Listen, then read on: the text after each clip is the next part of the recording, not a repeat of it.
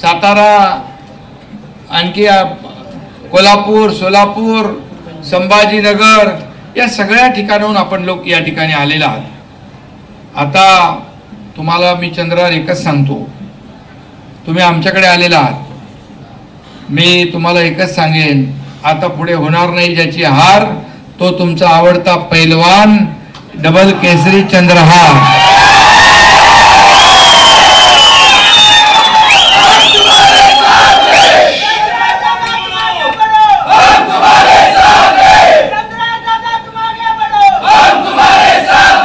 आणि मगाशी सांगितलं आपण की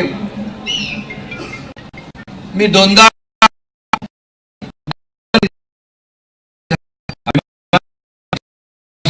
आम्हाला सगळ्यांना तुमचा अभिमान आहे। खरं म्हणजे सगळ्या पदांपेक्षा हे तुमचं पद मोठं आहे आणि मुख्यमंत्रीपेक्षा पण काही कमी नाही आहे। खरं म्हणजे तुम्ही कुस्तीचा आखाडा, मराठमोळा मातीतला आपला हा खेळ आणि त्यामध्ये अनेक पैलवान आपण या ठिकाणी तयार करताय। खरं म्हणजे कुस्तीमध्ये अनेक डावपेच असतात, काय काय असतं ते तुम्हाला माहित आहे। मी जरी कुस्तीतला पैलवान नसलो तरी 2022ला समोरच्या सगळ्यांना चारी मुंड्या चित केलं आणि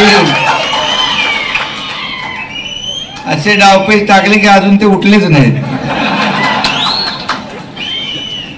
शिशिरजी, आणि म्हणून तसा खासदार डॉक्टर श्रीकांत शिंदे पण तुम्हाला भेटलेत। खासदार डॉक्टर श्रीकांत शिंदे पण तुमच्यावर प्रेम करतात, बोले पैलवान ही सगळी आपली जी महाराष्ट्रातली आपली असेट आहे, ही संपत्ती आहे, हे आपलं महाराष्ट्राचं वैभव आहे, त्याला एकत्र केलं पाहिजे। आणि म्हणून आता तुम्हाला मोठी जबाबदारी आहे। मी मगाशी यांना हात मिळवत होतो, बोले काय तुम्ही पैलवान आहे? बोले हो पैलवान आहे, आखाड्यामध्ये आता कुस्ती खेळतात, ते तुमचं गट असतो ना। आणि खरं म्हणजे हे आपलं वैभव आहे, आपलं टिकवलं पाहिजे, जपलं पाहिजे, आणि यासाठी तुम्ही या ठिकाणी आलेला आहात। खरं म्हणजे अनिल बाबर यांना देखील आपल्याला कधीच विसरता येणार नाही।